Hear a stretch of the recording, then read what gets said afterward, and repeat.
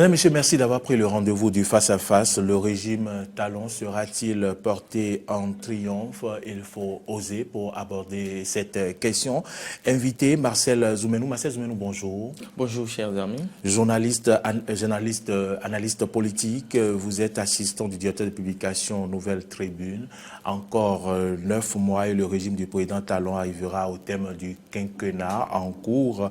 Le gouvernement en place fait certainement des émules. En tout cas, tout le monde ne sera pas content. Assainissement de l'administration publique, des réformes dans tous les secteurs, réalisation d'infrastructures, amélioration de la performance économique du Bénin et agricole. On ne peut pas tout citer ici. Dites-nous, Marcel Zoumenou, le régime Talon sera-t-il porté en triomphe en 2021? C'est une très grande question. Et au fait, c'est difficile pour moi de répondre à cette question parce que c'est aux Béninois de juger. Et nous sommes, comme tu l'as dit, nous sommes encore à 9 mois. Et donc, sur la base de ce que nous voyons aujourd'hui, les choses peuvent évoluer dans 9 mois. Beaucoup de choses peuvent encore changer, soit positivement, soit négativement. Mais si nous regardons ce qui est fait aujourd'hui, à l'heure où je parle, je crois qu'il faut, au-delà de tout, saluer les efforts qui sont faits. Le monde bouge, le Bénin aussi bouge, on ne peut pas toujours rester au même point. Moi, je salue les réformes qui sont faites dans beaucoup de secteurs et qui font que beaucoup de choses ont changé dans le pays. Et ça, il faut le saluer. Mais pour moi, est-ce que le gouvernement peut être porté en triomphe? De mon point de vue personnel, je dis non parce que... Si vous voulez, on va y aller secteur par secteur. Quand on prend les réformes opérées dans le secteur administratif, on peut en parler avec, bien sûr, cette dématérialisation. Aujourd'hui, on a mis fin au pillage tous azimuts de l'économie, on peut en parler. Oui, tout à fait. Il y a du côté de l'administration, dématérialisation, digitalisation, ce qui fait que les poches de corruption et la lenteur administrative a été réduite. Je crois que c'est salutaire à ce niveau pour que les choses puissent aller, puisque jusque-là, on sent que les choses bougent beaucoup plus. Et à ce point, je crois que c'est une évolution, mais si nous prenons le plan politique, c'est le point sur lequel moi j'ai beaucoup de griefs. Les réformes politiques. Je crois que les choses n'ont pas été faites comme elles devaient l'être. Et donc, quand nous regardons le tableau de façon globale, je crois qu'il y a beaucoup d'infrastructures aujourd'hui, il y a l'économie qui bouge.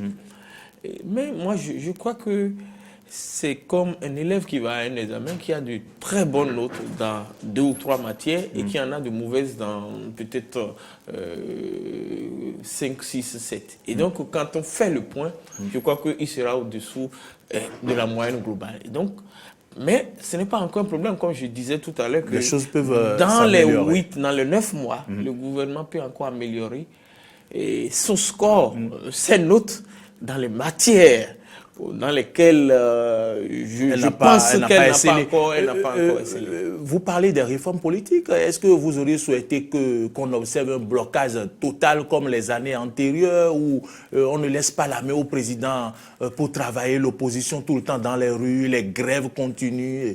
C'est ce que vous auriez souhaité? On n'en serait pas là avec les réformes opérées si ça avait été le cas. Je crois que c'est une question intéressante que vous posez, mais je voudrais nous poser la question, est-ce que nous avons fait en 90 l'option de faire la démocratie?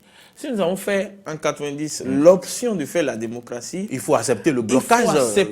Il faut accepter qu'il y ait des voix qui contredisent. Bon, quand vous parlez du blocage, je ne sais pas à quel moment il y a eu du blocage au Bénin. Il y a eu des périodes de tension. On a paralysé l'administration pendant des mois. Les écoles ont été obligées de reporter. Les élèves sont restés plusieurs mois à la maison à cause des intérêts des syndicalistes. Oui, mais je crois que c'est au gouvernement de trouver les moyens pour régler les problèmes quand ils se posent. Et je crois qu'il n'y a pas eu de blocage, en tout cas le blocage politique tel que vous le dites, il n'y en a pas eu, selon moi. Il y a eu des périodes de tension qui existent dans toutes les démocraties. À moins que nous voulons un système où tout le monde soit unanime. Si c'est un tel système que nous voulons, Donc, revoyons-nous pour dire que nous ne voulons plus de la démocratie et là, nous n'aurons plus de contradiction. Mais moi, je crois que et le fait que, et c'est ça le point faible pour moi du régime actuel, c'est j'ai comme l'impression qu'il y a une option de liquider en douce la démocratie. Et cette option, pour moi, si c'est un élève et qui va à un examen, pour moi, c'est une autre... la démocratie, vous vous exprimez là librement. Non, je sais que vous savez de quoi je parle et vous savez que de plus en plus, les poches de liberté, les poches d'opinion se ferment dans le pays. Vous savez que dans notre assemblée, par exemple, il n'y a pas un seul député qui soit de l'opposition.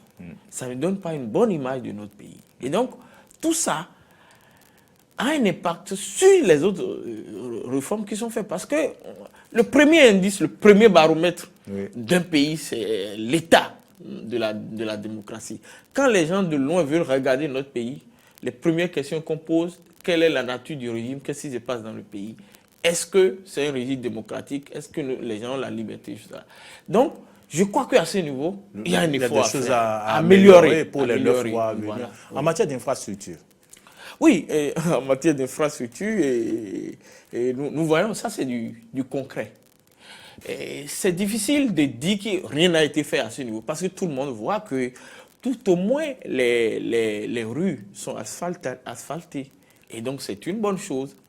Mais moi je pense que le gouvernement a fait l'option de l'embellissement, a fait l'option des chiffres. Mais je crois que si moi j'étais... Le gouvernement a fait l'option du mieux-être. Vous pouvez circuler à l'aise. Oui. Voilà, comparativement à avant, où vous avez du mal à circuler à Port-Bateau, par exemple. Oui, bon, encore que toutes les rues ne sont pas encore asphaltées, mais il y a beaucoup de rues qui sont asphaltées. Je salue cela, mais je crois que l'option de l'embellissement ne doit pas faire détourner l'attention du gouvernement sur l'option d'investir dans l'humain. Moi, je crois que le vrai développement... Parler du social comme ça. Oui, le vrai développement, c'est d'investir dans l'humain.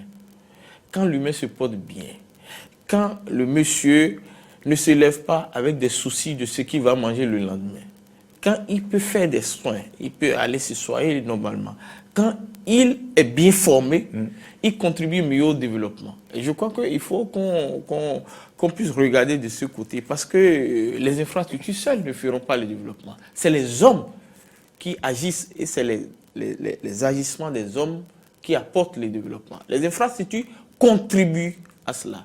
L'argent contribue à cela. Mais je crois qu'il faut beaucoup plus regarder l'homme béninois qui, quand je sors de plus en plus, le retour et les choses que j'apprends me donnent l'impression que tous les efforts qui sont faits, la majorité des Béninois ne sont pas encore touchés. Vous avez le retour quand même de ceux qui ont quitté le pays il y a plus de 5 ans ou 10 ans, qui apprécient, ils rentrent chez eux, ils en sont fiers. Vous parlez tantôt des soins. En matière de soins, il y a le projet ARS qui a été initié par le gouvernement. Ce projet-là qui s'intéresse aux personnes, comment je vais dire, aux personnes vulnérables, aux privilégiés de la République, où ils peuvent se faire soigner à 0 francs, juste parce qu'ils sont enregistrés, ils disposent d'une carte. Je pense que c'est aussi des avancées. Non, vous m'en parlez parce que vous m'en parlez là, vous m'en parlez et j'avoue que ce projet avait été lancé et qu'il doit être dans sa phase pilote. Tout à fait. Et donc ça concerne 3 zones sanitaires, 7 communes au total. Voilà, sur 77. Donc l'impact n'est pas encore très perceptible au niveau de la population. Mais je crois que ce projet est salutaire et si le gouvernement travaille à le généraliser, ça pourrait changer un peu les choses et c'est ce que nous voulons. Et récemment, donc, le Bénin a été hissé ou promu, je ne veux pas dire promu, mais hissé à un rang quand même considérable en matière de pays à économie intermédiaire, au même titre que le Maroc, le Sénégal, la Côte d'Ivoire. Appréciation sur le plan économique. Oui, moi... je suis un patriote, je suis un républicain, je ne peux qu'apprécier cela parce que ça change l'image de notre pays à l'extérieur. Mais avant de venir ici, j'ai lu et 2-3 économistes béninois, mais qui ne m'ont pas l'air très euphoriques sur cette question. Ils ont le triomphe modeste en disant oui, c'est un effort, mais cet effort ne signifie pas que tout va bien. Et c'est ce que je disais tout à l'heure en disant, il faut convertir dans quel cela. pays tout va bien? Non, il n'existe pas de pays où tout va bien, mais nous aspirons tous au bonheur. À ce que tout voilà.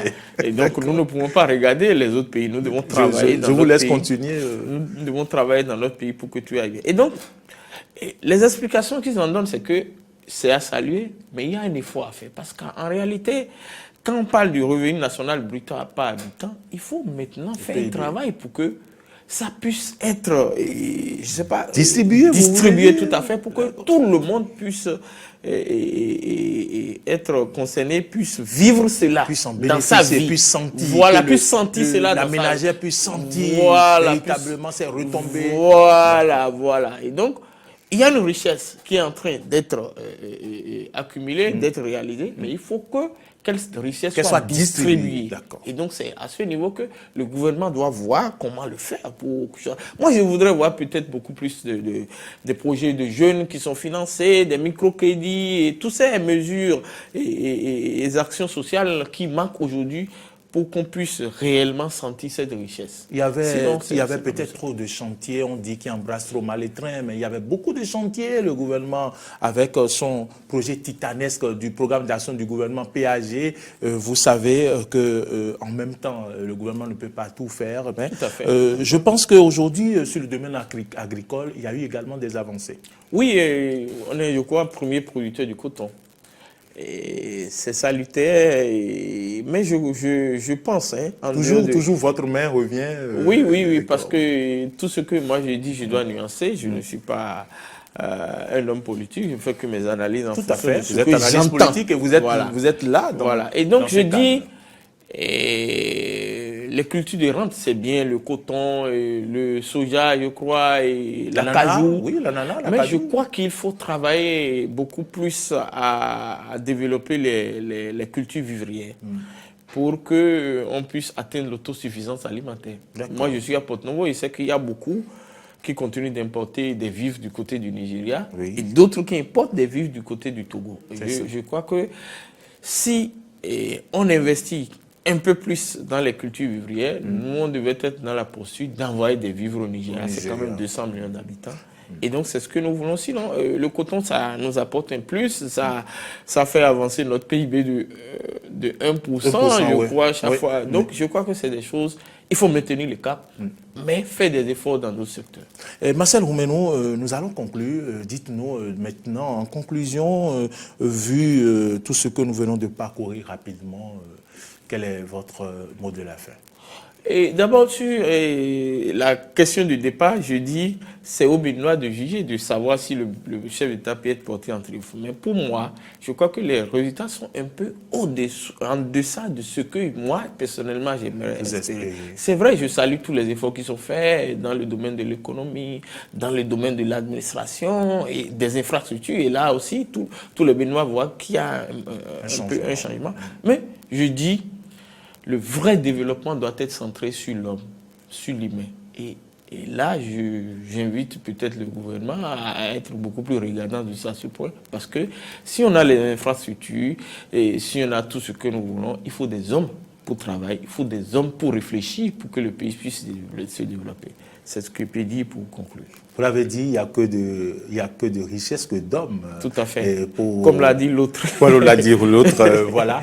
Mesdames, Messieurs, nous sommes au thème de ce face-à-face qui s'est penché sur, bien sûr, cette question. Le régime Talon sera-t-il porté en triomphe? Nous avons reçu pour vous Marcel Roumenou, journaliste, analyste politique, assistant du directeur de publication Nouvelle Tribune. Nous n'avons pas suffisamment de temps pour aller plus en profondeur. Peut-être nous allons vous offrir dans les tout prochains jours un plateau qui pourra décortiquer de long en large les réalisations du gouvernement en place et répondre clairement à cette question. Je sais que vous avez pris du plaisir à nous suivre. Marcel Roumenou, merci d'être venu. Merci donc à vous aussi, chers auditeurs, chers téléspectateurs.